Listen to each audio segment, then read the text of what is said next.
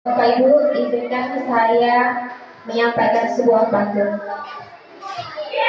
Teman-teman naik sepeda, pulangnya ketika hari hujan. Sebelum acara ini saya buka, saya ucapkan salam untuk kalian. Assalamualaikum warahmatullahi wabarakatuh. Pertama-tama, marilah kita panjatkan puji dan syukur kehadirat Allah Subhanahu wa Ta'ala, karena kita semua diberi kesehatan dan kenikmatan sehingga bisa berkumpul pada hari ini untuk mengikuti destinasi atau pengentasan budaya positif. Dan tak lupa salawat serta salam kita junjungkan kepada Nabi besar kita, Nabi Muhammad SAW. Baiklah Bapak Ibu, pada kesempatan ini saya akan mendestinasikan atau pembahasan kepada Bapak Ibu semuanya tentang budaya positif. Tapi sebelum kita ke paparan materi, saya mau mengajak Bapak Ibu semua untuk ice breaking terlebih dahulu.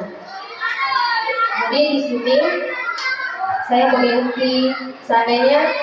memiliki sebuah kata, kemudian saya lempar ke Ibu Empat, nanti Ibu Empat menerima dan akan dilempar ke guru yang lain. Seperti itu. Saya contohkan ya Bapak Ibu. Saya Arya Arizana mempunyai kata budaya positif dan akan saya lemparkan kepada Ibu Fatmawati. Pada Ibu. Dan Bu Reva menjawab saya Fatmawati menerima kata dari Ibu Fat, yaitu menjaga kebersihan, kemudian saya berikan kepada Ibu Suryasi seperti itu. Bisa yang jelas untuk kata-katanya yang bermakna bagi kita semua. Baik, sekarang saya mulai ya. Saya Arya Arizana mempunyai kata budaya positif dan akan saya berikan kepada Ibu Aura. Saya Aura Syafitri. Kata-katanya saya terima dan saya memberikan kata tetap semangat. Saya kembalikan ke Ibu Pak. Nama saya Fatmawati. Saya menerima kata dari Bu Aura, yaitu tentang semangat untuk bekerja. Saya lemparkan pembicaraan saya ini kepada Ibu Suryasi. Assalamualaikum warahmatullahi wabarakatuh. Nama saya Suryasi. Saya terima atas kata-kata dari Bupati, lebih semangat lagi untuk kita bekerja sama. Saya lengkapkan dengan Ibu Reva. Saya Ibu Reva Lujianti. Saya terima kata-kata dari Ibu Suryasi. Berani. Saya lemparkan kepada Ibu Halimah.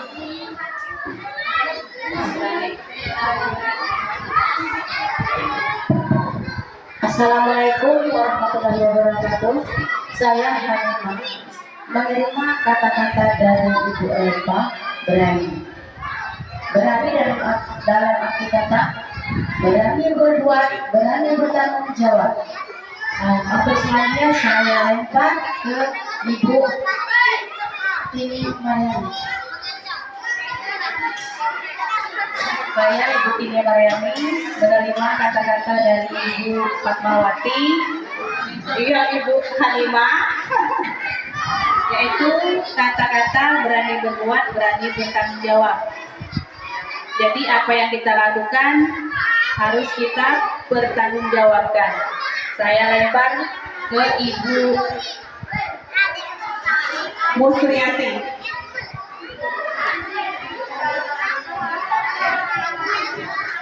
Saya Ibu Pratiwidarsi. Saya menerima berani bertanggung jawab.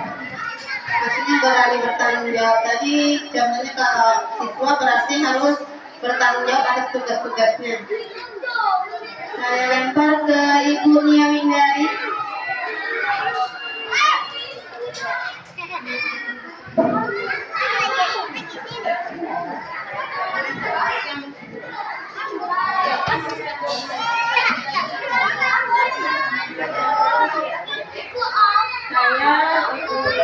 Wali. Saya menerima kata-kata dari Ibu Kapti. Mengerjakan tugas-tugas. Dalam arti kata di sini siswa belajar mengerjakan tugas dari guru dengan mandiri dan disiplin. Saya lempar ke Ibu Astuti. Saya Astuti, saya menerima kata-kata dari Ibu Nurindari. Tadi bertanggung jawab dalam menerima tugas untuk murid, yang artinya harus tanggung jawab. Yang berarti guru memberikan tugas kepada murid dalam dalam pekerjaan PR, yang artinya dia harus belajar di rumah. Dan itu pun harus dia kerjakan, walaupun sulit dia minta tolong sama orang tuanya. Kalau memang sudah benar, nanti diberi nilai sama guru kelasnya dan akan diminta nilai untuk guru kelasnya. Saya lempar kembali kepada Ibu Tani. Saya menerima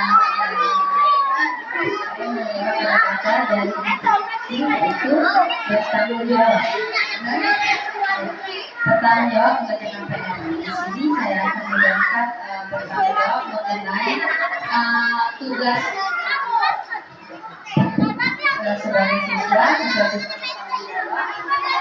setiap kelas untuk menjaga kebersihan, maupun itu tugas kelas ataupun di luar kelas seperti di sekolah, ruang-ruang seperti UKS atau perpustakaan juga harus dijaga dan harus bertanggung jawab bersama.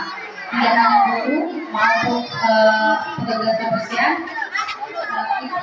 itu juga tanggung jawab semua siswa-siswi SDN 31 Bandung. Terima kasih. Jadi judulnya bertanggung jawab. Dari saya kemarin merupakan dari Ibu Utami. Sebenarnya bertanggung jawab itu banyak hal, bukan dari segi tugas ataupun dari sekolah. Jadi sesuatu hal yang mereka perbuat harus dipertanggungjawabkan. Itu pun bukan sekedar siswa, baik pun guru, ya. Jadi contoh, kalau guru memberikan tugas kepada siswa, itu harus ada pertanggungjawaban. Ataupun contoh, ada wali dari siswa bertanya, jadi kita bisa mempertanggungjawabkan pertanyaan dari wali tersebut. Jadi, terima kasih.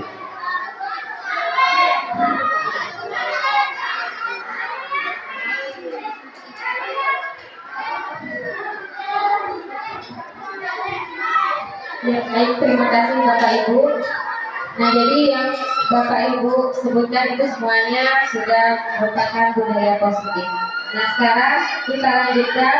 Di sini saya sudah menyiapkan sebuah kuis yang akan kita kerjakan sama-sama secara langsung. Selanjutnya nanti dari setelah Bapak Ibu mengerjakan kuis tersebut, apakah untuk yang mendapatkan nilai paling tinggi itu akan saya berikan penghargaan. Kemudian yang tidak mengerjakan tugas atau yang mendapatkan nilai kecil, kita berikan hukuman, nanti akan kita diskusikan selanjutnya. Sekarang kita kerjakan dulu tugas yang saya berikan.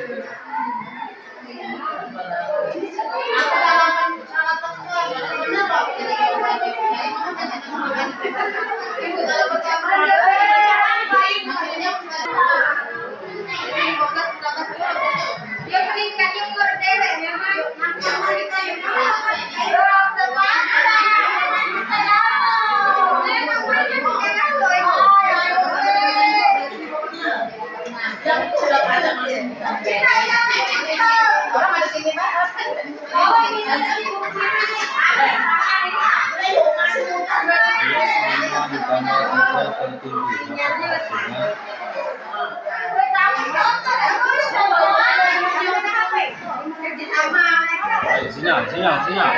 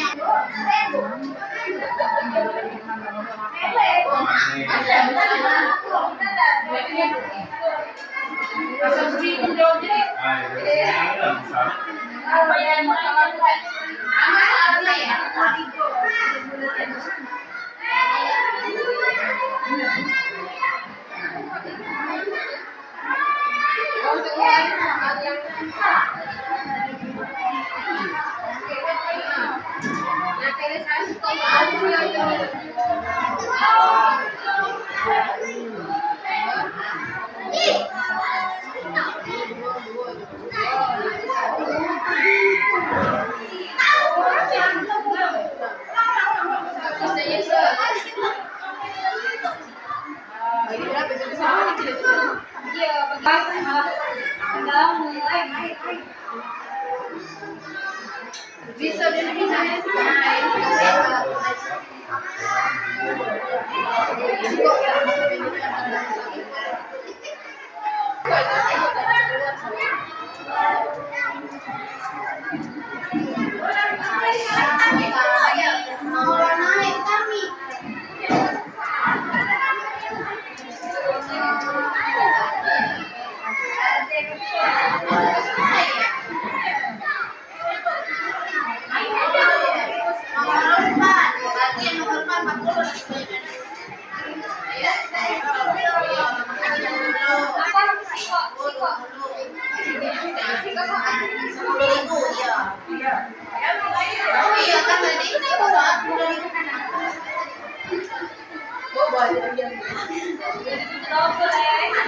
Jadi tadi Bapak Ibu sudah mengerjakan kuisis. Nah sekarang dari hasil Bapak Ibu kita sudah tahu bahwa untuk yang mendapatkan peringkat pertama itu kata saya tadi kan akan saya beri sebuah penghargaan, yaitu mendapatkan uang 10.000.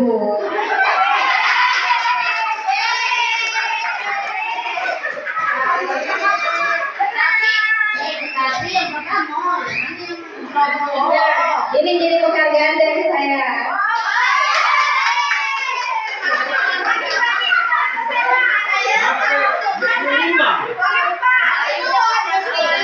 Ya selanjutnya Bapak Ibu untuk yang tidak mengerjakan atau mungkin nilainya yang paling kecil, apakah akan kita beri hukuman atau tidak? Jadi kita harus tidak.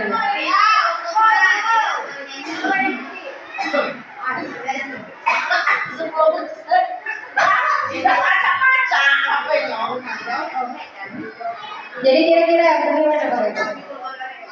Apakah mau dihukum atau tidak? Sekarang dari pengerjaan yang telah dikerjakan tadi, sekarang kita kembali ke budaya positif. Nah, jadi sebenarnya Bapak Ibu, kalau seandainya kita memberikan tugas kepada anak-anak, sebenarnya untuk penghargaan itu boleh dilakukan asal untuk semua peserta.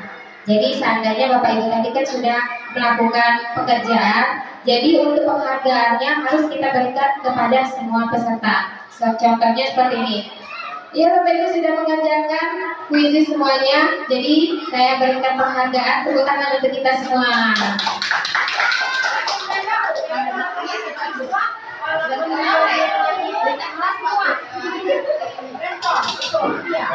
Kalau untuk nilai yang kecil itu tidak boleh juga kita berikan hukuman. Jadi artinya tidak boleh diberi penghargaan untuk khusus satu orang, kemudian tidak boleh juga kita berikan hukuman. Gitu. Jadi penghargaan itu harus kita berikan untuk semuanya. Ya. Jadi kenapa penghargaan itu tidak boleh kita berikan kepada orang tertentu karena bisa mengakibatkan kecemburuan sosial. Jadi itu alasannya. Karena pada prinsipnya untuk komunitas belajar itu kan kita semuanya harus berbagi praktik baik. Jadi tidak ada kata bersaing di dalam komunitas belajar. Kecuali kalau seandainya pada kompetisi atau perlombaan, itu boleh kita bersaing. Selanjutnya untuk hukuman juga, walaupun hukuman itu bersifat positif, tidak boleh kita lakukan kepada anak-anak. Nah, jadi di sini teman-teman dari kita yaitu tentang budaya positif. Kira-kira ada Bapak Ibu yang bisa memberikan definisi atau pengertian dari budaya positif yang bagaimana? Boleh? Saya akan mencoba menerapkan istilah itu dalam KBM budaya positif. Menurut pendapat saya, contohnya kita membiasakan minta kehidupan. Di situ anak-anak kita latih keyakinan atau kultur. Jadi anak-anak itu disuruh maju seperti apa yang telah kita lakukan dan membuat anak-anak itu berpikir, untuk minggu depan aku ingin seperti dia. Jadi dengan begitu dia akan berusaha belajar supaya bisa seperti yang tampil di depan. Itu menurut saya budaya positif. Karena mengapa? Dia berpikir uang pajak ceramah nyampe itu aku juga harus pajak, sehingga dengan adanya penerapan seperti itu dia akan membiasakan dirinya untuk berbuat baik. Contohnya misalnya kita tidak boleh meninggalkan sholat. Nah, dengan adanya sedikit latihan dia terinspirasi, aku harus sholat walaupun tidak ada waktu, setidak-tidaknya kalau maghrib uji butuh balik ke rumah. Nah, itu tadinya dia kelihatan waktu maghrib, dengan adanya kita latihan kultum tadi dia terinspirasi untuk berbuat baik. Itu saja. Kalau untuk pengurangan contoh tolong disadar oleh teman-teman. Terima kasih. Itu lebih baik dari Bapak Ibu tidak. Jadi kita di sini sama-sama saling belajar dan saling berbagi. Jadi saya terhadap Ibu Rima tadi sudah bagus sekali ya budaya positif itu yang bisa memberikan motivasi kepada peserta didik yang lain. Jadi sehingga mereka tuh memiliki nilai-nilai kebajikan intrinsik di dalam dirinya sendiri supaya berharap ingin maju untuk ke depannya. Gitu.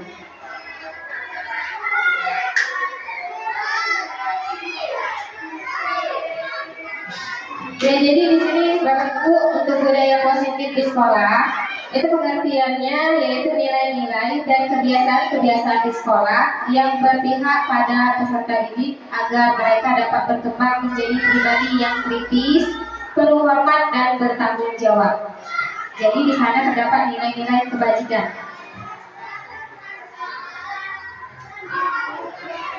Selanjutnya untuk perubahan paradigma. Jadi untuk membangun budaya yang positif, sekolah perlu menyediakan lingkungan yang positif, aman dan nyaman agar murid-murid mampu berpikir, bertindak dan mencipta dengan merdeka, mandiri dan bertanggung jawab. Jadi seperti yang sudah kita kerjakan tadi kan, atau icebreaker pertama tadi, Bapak Ibu sudah memberikan pengarahan bahwa murid-murid itu memiliki nilai-nilai yang harus bertanggung jawab. Ya, jadi memang tepat sekali. Dan selanjutnya di sini untuk lazimnya disiplin itu dikaitkan dengan kontrol. Jadi dalam hal ini kontrol guru itu dalam menghadapi murid sangat berperan penting sekali. Nah, di sini ada teks, yaitu nanti kita bayangkan seandainya Anda dan teman Anda akan melakukan kegiatan. Jadi cobalah buka. Anda adalah A, kemudian tugas Anda adalah melepaskan salah satu tangan Anda. Jadi coba Anda bayangkan bahwa Anda menyimpan sesuatu yang sangat berharga di dalam kepala tangan Anda. Selanjutnya Anda perlu menjaga benda tersebut sekuat tenaga Anda, karena begitu pentingnya untuk kehidupan kehidupan Anda. Kemudian tugas rekan Anda yang B itu adalah mencoba dengan segala cara untuk membuka kepalan tangan Anda. Jadi teman Anda B itu boleh membujuk, menghardik, atau mengintimidasi, memarahi, menggoda, menggelitik, bahkan menawari Anda uang agar Anda bersedia membuka kepalan tangan Anda. Jadi cobalah lakukan kegiatan, cobalah buka di atas dengan B secara bergantian. Kemudian masing-masing A dan B memiliki waktu 30 detik saja. Sesudah itu diskusikan kegiatan ini dan coba jawab pertanyaan-pertanyaan di bawah ini secara mandiri dan diskusikan kembali dengan rekan Anda B. Bandingkan jawaban Anda, apakah berbeda atau sama. Bila mana berbeda, kira-kira mengapa. Jadi yang pertama, apakah Anda atau B membuka kepalan tangan Anda? Kemudian mengapa? Apa alasan Anda atau B membuka kepalan tangan Anda tersebut? Kemudian yang kedua, apakah Anda atau B menutup kepalan tangan Anda? Kemudian mengapa? Apa alasan Anda atau B tetap menutup kepalan tangan Anda? Kemudian dalam kegiatan ini sesungguhnya siapa yang memegang kendali atau kontrol untuk membuka atau menutup kepalan tangan? Ya, coba sekarang Bapak Ibu dipraktekkan.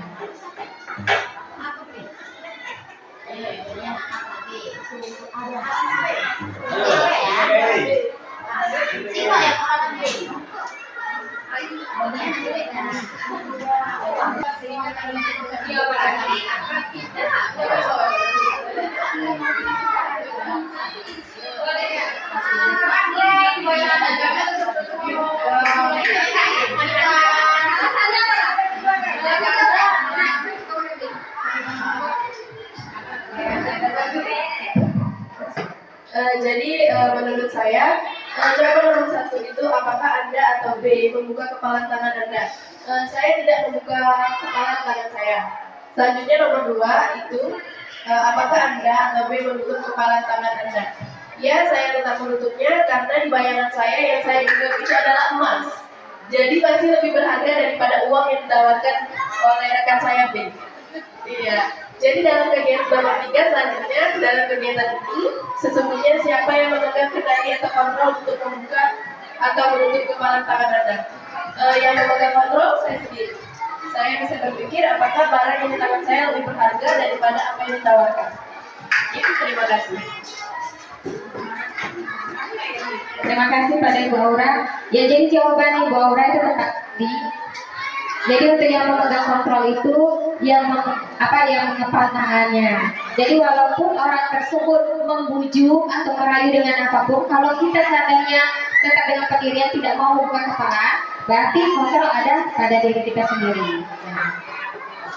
Kita, apakah kita membuka atau menutup kepala tangan kita, itu bergantung pada diri kita masing-masing sesuai dengan kebutuhan dasar kita saat itu.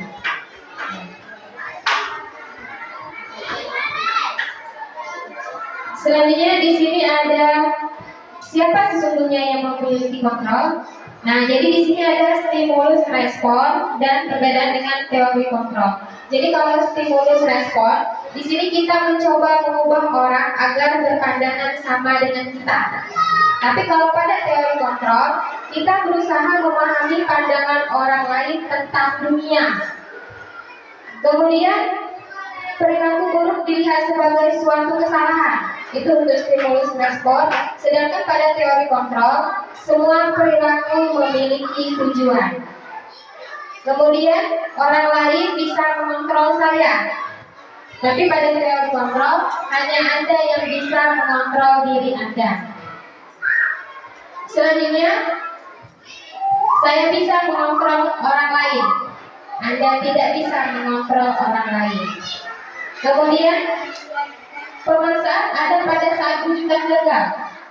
Jadi kolaborasi dan konsensus itu menciptakan pilihan-pilihan baru. Jadi kita harus berkolaborasi. Kemudian model berpikir menang kalah.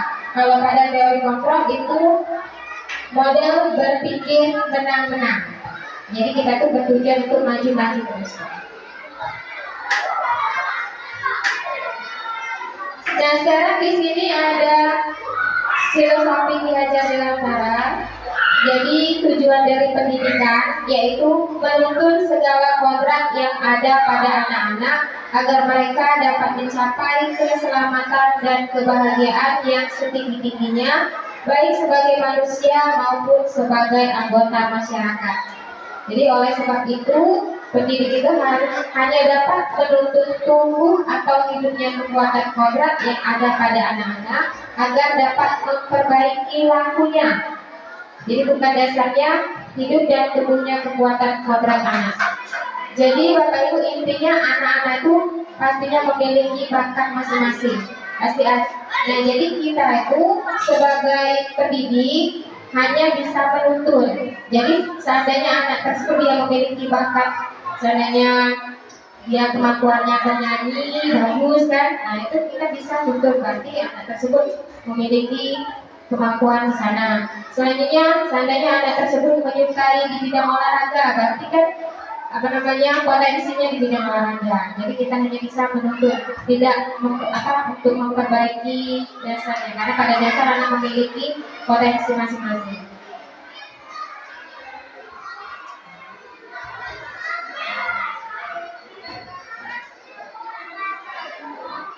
Nah, selanjutnya di sini kembali ke disiplin. Jadi apa makna disiplin itu? Kira-kira Bapak Ibu ada yang mau memberikan tanggapan tentang apa makna disiplin? Kita kan sering menyebut kita harus disiplin. Nah, jadi kira-kira disiplin itu apa?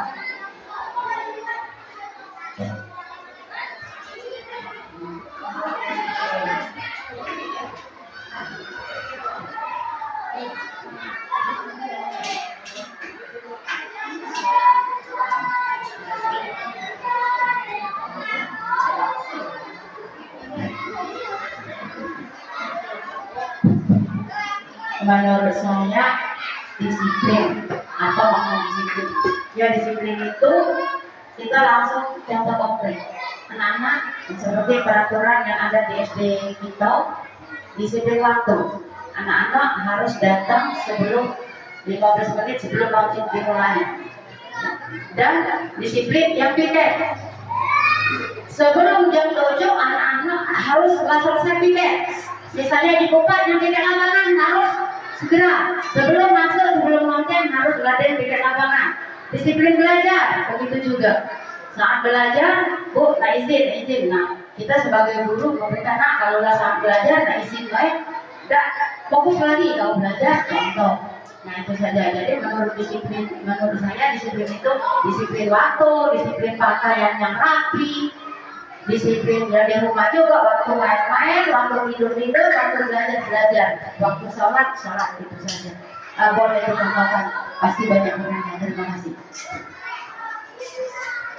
Terima kasih Bu Nima atas tanggapannya. Ya, jadi tepat sekali ya Bapak Ibu bahwa disiplin itu merupakan tanggung jawab kita. Jadi dari kepatuhan itu ada nilai kebajikannya, yaitu berupa tanggung jawab. Nah, selanjutnya untuk makna disiplin itu sendiri, jadi dia berasal dari bahasa Latin, yaitu disiplina yang artinya belajar. Selanjutnya makna asal dari kata ini berkonotasi dengan disiplin diri dari murid-murid Socrates dan Plato. Disiplin diri membuat orang menggali potensinya menuju sebuah tujuan ia gapai. Namun dalam budaya kita, makna kata disiplin itu telah berubah menjadi sesuatu yang dilakukan seseorang dan orang lain untuk mendapatkan kepatuhan. Kecenderungan umum adalah menghubungkan kata disiplin dengan ketidaknyamanan, bukan dengan apa yang kita hargai atau pencapaian suatu tujuan mulia.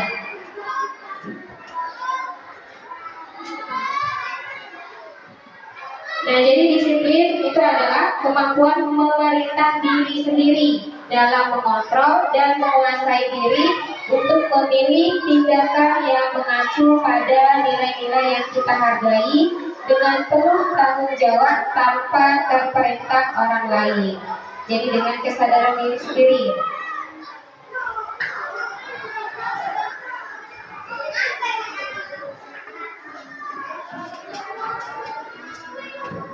Nah, selanjutnya di sini ada maksud dari nilai-nilai yang kita hargai itu ya nilai-nilai kebajikan nih.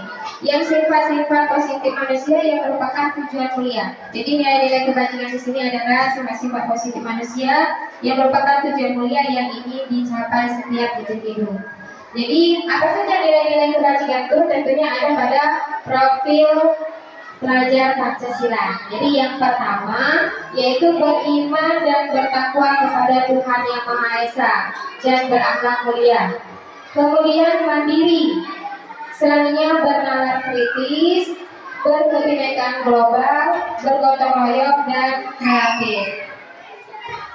Nah, jadi ini merupakan dimensi dari profil pelajar Pancasila atau nilai-nilai kebajikan yang ingin dicapai. Selanjutnya ada teori motivasi perilaku manusia. Jadi untuk menghindari ketidaknyamanan atau hukuman apa yang akan terjadi apabila saya tidak melakukannya. Jadi apa yang akan terjadi apabila saya tidak melakukannya itu merupakan motivasi eksternal. Kemudian di sini juga motivasi eksternal, contohnya seperti untuk mendapatkan suatu imbalan. Jadi apa yang akan saya dapatkan apabila saya melakukannya? Kalau motivasi internal atau tujuan disiplin positif itu berada dari dirinya sendiri, yaitu untuk menghargai diri sendiri. Jadi saya akan menjadi orang yang seperti apa bila saya melakukannya. Jadi memang harus ada kesadaran dari diri sendiri atau motivasi internal. Nah, selanjutnya untuk kebutuhan dasar manusia. Kebutuhan dasar manusia itu ada yang untuk dicintai atau diterima, kemudian ada penguasaan, kemudian ada kesenangan dan ada kebebasan. Jadi ini merupakan kebutuhan dasar manusia. Nah, selanjutnya di sini ada soal. Akan kita jawab sama-sama lagi ya Bapak Ibu. Jadi Ibu Ani, guru kelas 5 di SD Pelita Hati, sedang bingung menghadapi ulah salah satu murid di kelasnya, yaitu Agus.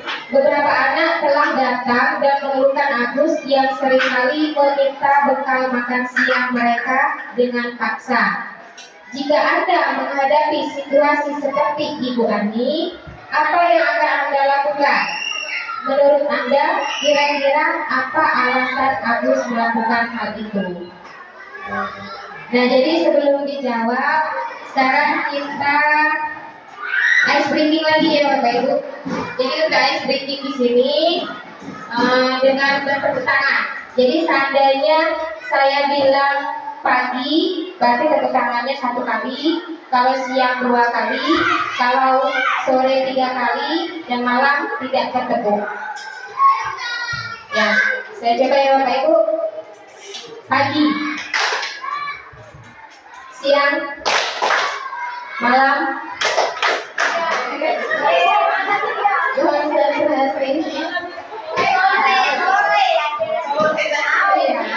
Jadi pagi 1, 2, siang, sorenya 3 kali, malam tidak. Malam kan untuk istirahat. Ya, kita ulang. Siang, sore, malam, pagi, siang, malam. Berarti kita ulang sekali lagi ya. Seandainya ada yang melakukan kesalahan, dia yang berhak untuk menjawab soal yang tentang Ibu Ani tadi. Bagaimana Bapak Ibu saya? Kita mulai ya. Pagi, sore, siang, pagi, malam, siang, pagi, malam, siang, sore, malam. Sudah mulai berhasil semuanya berarti.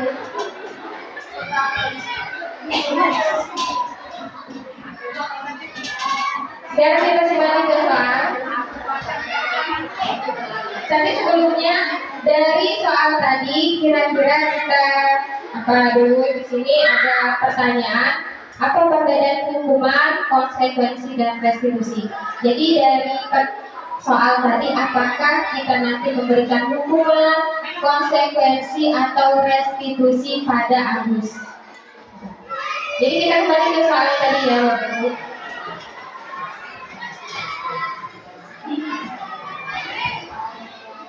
Nah jadi misalnya Ibu Ani guru kelas 5 di SD Pelita Hati sedang bingung menghadapi ulang salah satu murid di kelasnya yaitu Agus. Jadi beberapa anak telah datang dan mengeluhkan Agus yang sering kali meminta bekal makan siang dengan paksa. Jika Anda menghadapi situasi seperti Ibu Ani, apa yang akan Anda lakukan? Jadi menurut Anda kira-kira apa alasan Agus melakukan hal itu? Nah, ada yang bersedia untuk menjawabnya?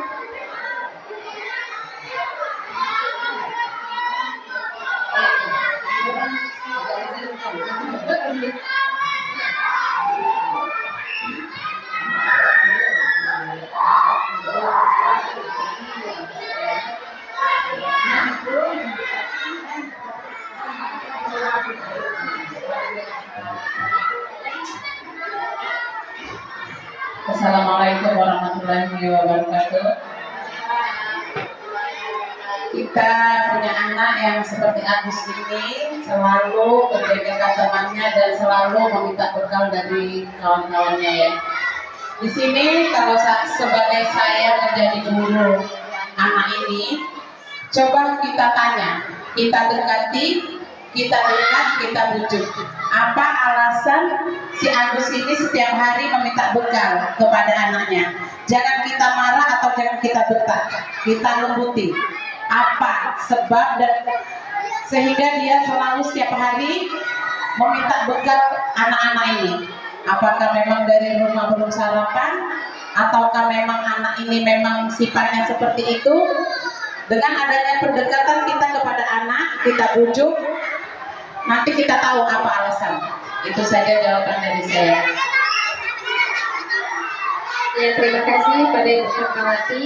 Jadi di antara pilihan tiga ini, apakah berarti Ibu Andi tadi memberikan hukuman, konsekuensi atau restitusi? Berarti jawabannya yaitu restitusi.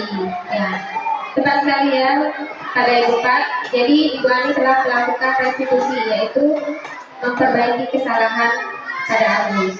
Jadi di sini untuk perbedaan hukuman, konsekuensi dan restitusi itu kalau pada hukuman yang jelas dia bersifat negatif kan. Jadi pasti membekas kepada anak. Mereka pasti selalu merasa kalau telah dihukum. Jadi artinya mereka kemungkinan tidak mau memperbaiki perilakunya. Pada konsekuensi, kalau konsekuensi itu adalah dari apa yang buat itu harus diganti rugi. Jadi ganti rugi dari perbuatannya. Contohnya seandainya anak tersebut telah mencoret buku temannya, jadi anak tersebut harus mengganti rugi atas coret temannya tersebut. Bisa jadi akan mengganti dengan buku itu. Jadi itu untuk konsekuensi. Kalau restitusi itu kesalahan. Jadi itu untuk perbedaan hukuman, konsekuensi dan restitusi. Jadi intinya yang harus kita pilih yaitu restitusi. Nah, jadi kembali ke permasalahan Agus tadi, di sini ya tepat sekali kata Ibu Pat, yaitu kita harus melakukan pendekatan. Jadi di sini yang bisa kita tanyakan dari mengapa si Agus melakukan hal tersebut. Bisa saja dari tindakan ia melakukannya, yaitu seandainya kita memberikan pertanyaan mengapa Agus melakukannya. Jadi apabila jawaban Agus itu karena ia lapar dan orang tuanya tidak membawakannya bekal makan siang, berarti dia untuk memenuhi kebutuhannya untuk bertahan hidup. Hanya jadi memperhatikan dia. Berarti kebutuhannya itu adalah cinta dan kasih sayang atau kebutuhan untuk diterima, untuk diperhatikan. Kemudian apabila jawaban Agus adalah dia merasa hebat karena temannya jadi takut dan menuruti keinginannya. Jadi itu kebutuhannya adalah penguasaan atau pengakuan atas kemampuannya bahwa dia itu hebat. Kemudian apabila jawaban Agus karena dia merasa bosan dengan bekal yang dibawakan ibunya karena selalu dan dia menikmati ekspresi wajah temannya yang besar itu karena diambil makanannya, kebutuhannya itu adalah kesenangan. Jadi dia merasa senang kalau dia mengisi teman-temannya. Nah, selanjutnya untuk 5 posisi kontrol guru, di sini ada sebagai pemukul, kemudian pembuat merasa bersalah, kemudian sebagai teman, sebagai pemantau, dan sebagai manajer. Nah, jadi kalau untuk sebagai pembuat orang merasa bersalah, biasanya pertanyaan yang kita ajukan yaitu, saya kecewa sekali dengan kamu. Kemudian kalau sebagai pemukul, kamu tidak pernah benar melakukannya. Sebagai teman, ayolah lakukan demi ibu. Kalau sebagai pemantau di sini, apakah kamu mau mendapatkan stiker bintang hari ini? Selanjutnya sebagai manajer, bagaimana kamu bisa menyelesaikan masalah ini? Nah, kemudian di sini pemukul lagi, yaitu kamu selalu yang paling terakhir. Jadi kan kalau kita berikan hukuman yang jelas, pasti di hati anak itu merasa sedih, merasa kecewa. Apalagi dengan kata-kata seperti ini, kamu selalu yang paling terakhir.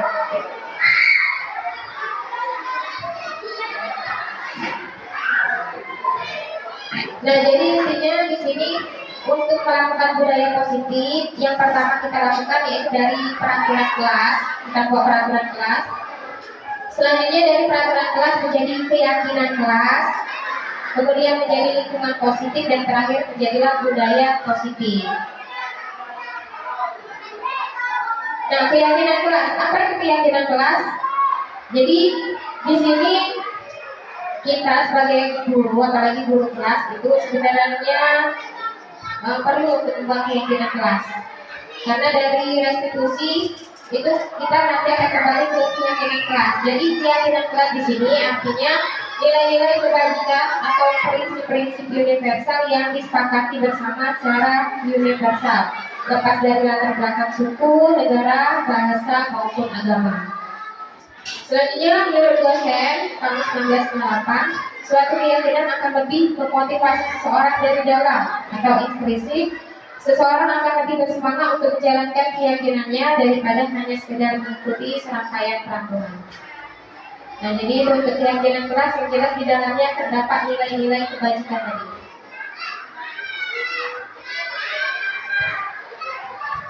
Nah, untuk pembentukan keyakinan kelas, selanjutnya keyakinan kelas itu bersifat abstrak daripada peraturan. Jadi yang lebih rinci dan konkret. Kemudian keyakinan kelas berupa pernyataan-pernyataan yang universal. Pernyataan keyakinan kelas senantiasa dibuat dalam bentuk positif. Kemudian keyakinan kelas hendaknya tidak terlalu banyak sehingga mudah diingat dan dipahami.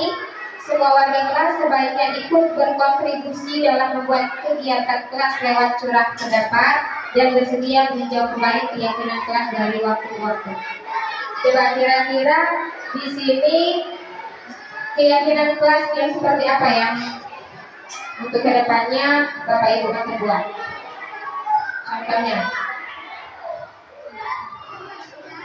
Bagaimana situasi di dalam kelas itu?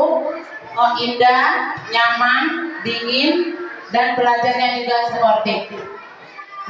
Sesuai dengan kembali ke tadi, yaitu bertanggung jawab dan disiplin. Kalau menurut saya seperti itu. Iya, benar sekali Bukan. Jadi untuk keyakinan kelas sangat majikan yaitu bertanggung jawab dan disiplin. Jadi seandainya murid-murid sedang belajar, kemudian ada yang membuang sampah, berarti dia kan kalau kita kembali keyakinan kelas, ayo anak-anak, bagaimana tanggung jawabnya terhadap kebersihan kelas? Jadi kan mereka merasa tanggung jawab dan membuangnya tidak sembarangan.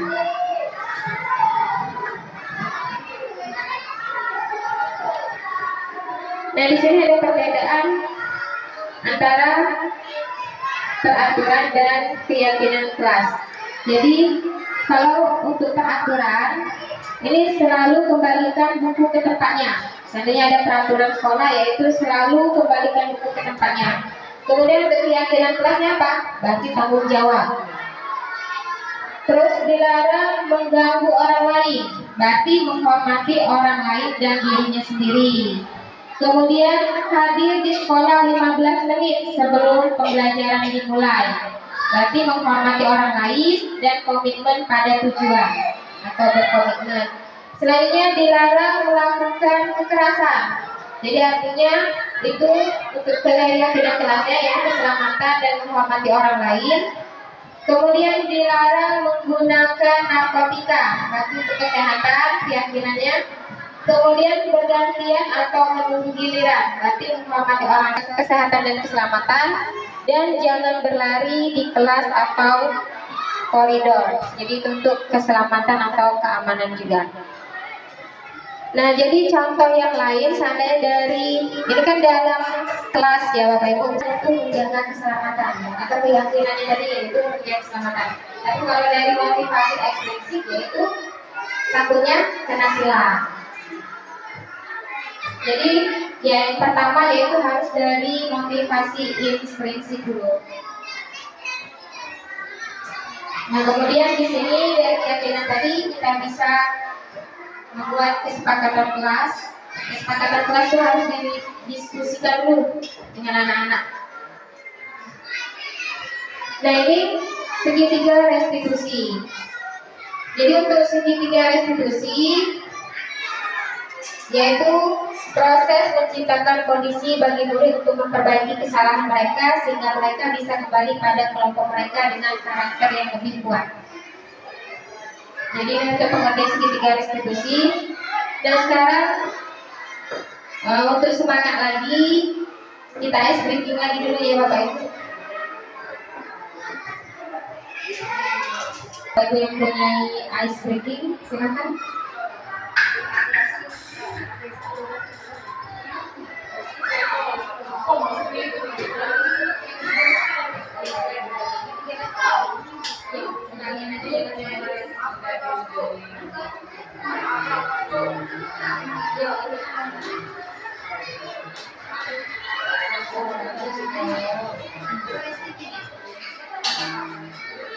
Ayo praktik lah.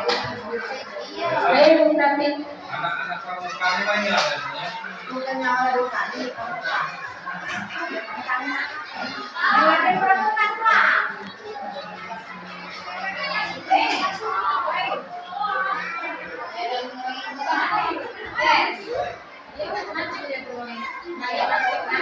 Kalau yang dan bagus kenal lagunya pula lanjuti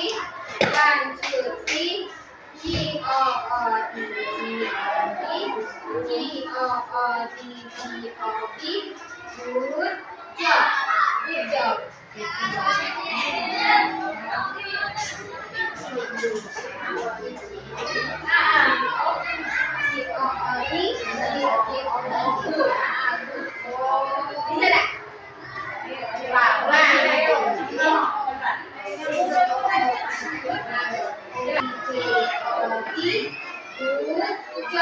Bisa tak?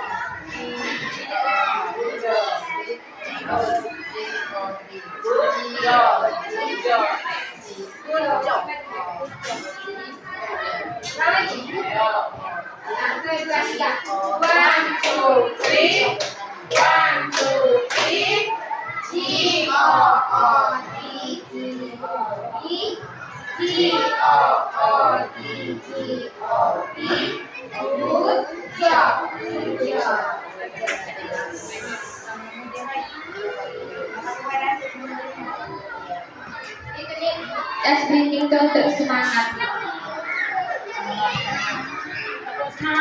Boleh.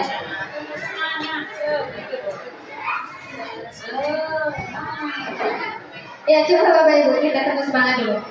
Tepuk semangat.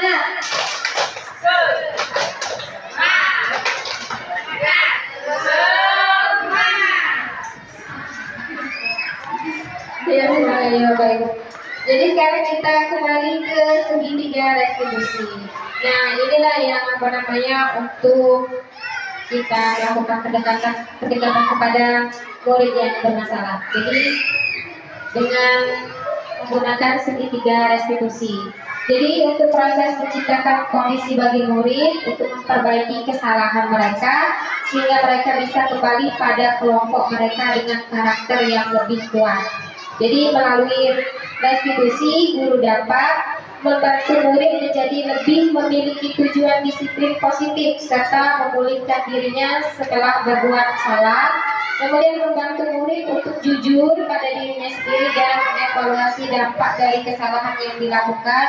Dan yang terakhir yaitu memberikan penawaran bukan paksaan. Nah di sini untuk segitiga restitusi. Yang pertama dalam menstabilkan identitas, setiap orang pasti contoh ungkapan kita guru terhadap murid yaitu setiap orang pasti pernah melakukan kesalahan. Atau kamu bukan satu-satunya yang pernah melakukan ini. Kemudian yang kedua yaitu validasi tindakan yang salah. Jadi pernyataannya yaitu kamu tentu punya alasan mengapa melakukan itu. Jadi itu yang harus kita ungkapkan kepada murid. Kemudian adakah cara yang lebih efektif untuk mendapatkan apa yang kamu butuhkan? Jadi tanpa merugikan orang lain. Selanjutnya menanyakan keyakinan. Jadi untuk menanyakan keyakinan di sini nilai-nilai apa yang telah kita sepakati. Jadi kembali lagi ke keyakinan kelas tadi. Selanjutnya kamu ingin menjadi orang yang seperti apa? Itu yang harus kita tanyakan kepada murid-murid. Jadi biar mereka menyadari kalau seandainya kamu ingin menjadi orang yang seperti apa. Pasti kan anak-anak menjawab, saya ingin menjadi anak yang maju, mungkin kan kalau mereka sadar.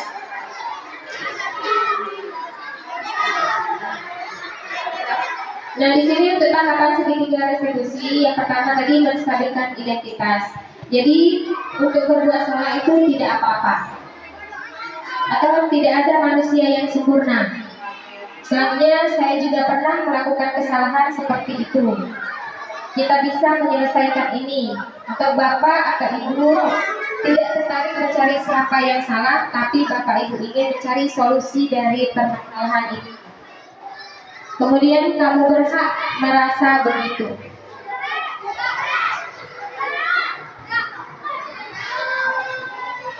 Kemudian tahapan yang kedua, validasi tindakan yang salah. Padahal kamu bisa melakukan yang lebih buruk dari ini. Kamu pasti punya alasan mengapa melakukan hal itu. Kamu patut bangga pada dirimu sendiri karena kamu telah melindungi sesuatu yang penting buatmu. Jadi itu untuk ungkapan yang bisa kita berikan kepada murid-murid kita. Selanjutnya tahapan yang ketiga yaitu menanyakan keyakinan. Tadi menanyakan keyakinan, apa yang kita percaya sebagai kelas atau keluarga? Apa nilai-nilai umum yang kita telah sepakati? Apa bayangan kita kelas yang ideal? Dan kamu mau jadi orang yang seperti apa? Dari kita memberikan hukuman mengakibatkan mereka menjadi satu sekolah, kan itu ada. Jadi lebih baik kita memberikan dengan yaitu tahapan segitiga restitusi ini. Karena kan setiap murid itu memiliki karakter yang berbeda-beda. Tidak semua murid itu kelakuannya itu kan pendiam atau seandainya ada yang pemalu, tidak semua seperti itu. Mereka kan pasti bervariasi, ada yang pemalu, ada yang pendiam, ada yang ceria, mungkin ada yang suka bisa menjadi teman-temannya. Jadi memang itu yang namanya keberagaman Bapak Ibu. Jadi kita harus memahami karakter setiap murid kita masing-masing. Mungkin ada murid itu yang mau dilembuti, tidak harus dikerasi kan. Jadi kita harus melakukan, jangan langsung menghukum, karena menghukum itu memang ke depan tidak sangat dilarang. Jadi tidak diperbolehkan walaupun hukumannya bersifat positif. Nah, jadi di sini pernah saya melakukan sebuah segitiga restitusi pada murid saya, yaitu Rahmat, dan alhamdulillah anaknya sekarang berubah. Selanjutnya, nah untuk refleksi. Jadi sebelum ke penutup, di sini saya mau Bapak Ibu yang bersedia untuk merefleksikan diri, dan di sini ada pertanyaan. Perasaan saat ini adalah, kemudian setelah mengikuti materi pengimbasan atau diseminasi pada hari ini, saya jadi paham bahwa, kemudian yang ketiga, target saya selanjutnya adalah apa? Ya, boleh silakan Bapak Ibu, ada yang mau merefleksikan kegiatan kita pada hari ini?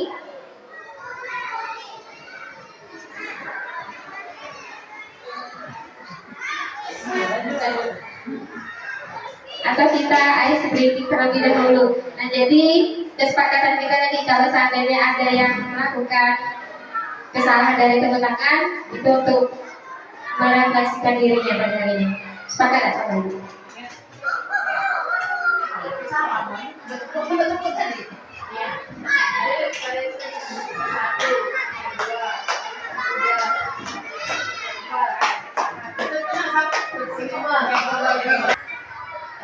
Baik, saya akan mencoba menjawab pertanyaan di layar.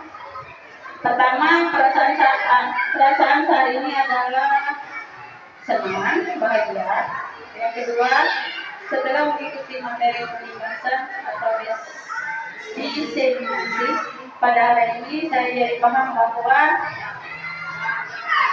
budaya positif di sekolah harus kita laksanakan atau direncanakan. Salah satu contohnya yaitu tadi dari materi yang Ibu Ayu paparkan, ada di sana keyakinan kelas dan restitusi segitiga. Jadi menurut saya budaya positif salah satu contohnya yaitu kita tidak boleh menghukum atau memberikan hadiah untuk anak-anak supaya mereka tidak terbebani atau bisa menjadi iri hati terhadap teman-teman yang kita kasih hukuman atau hadiah tadi. Target saya selanjutnya adalah mungkin dengan setelah mendapatkan materi dari paparan ini, mungkin saya akan lebih belajar untuk memahami karakter anak didik saya, supaya saya bisa merefleksikan diri saya menjadi guru yang lebih baik, yaitu guru yang akan bisa membimbing anak untuk bisa membudayakan yang positif untuk dirinya sendiri dan untuk orang lain. Terima kasih.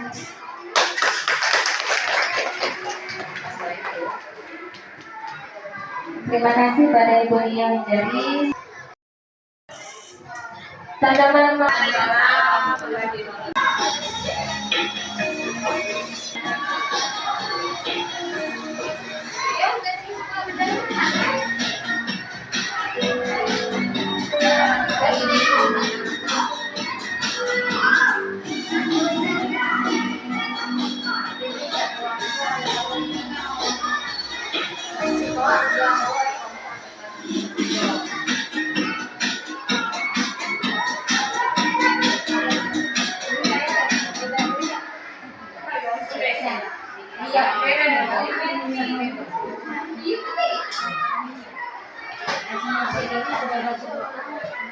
Iya,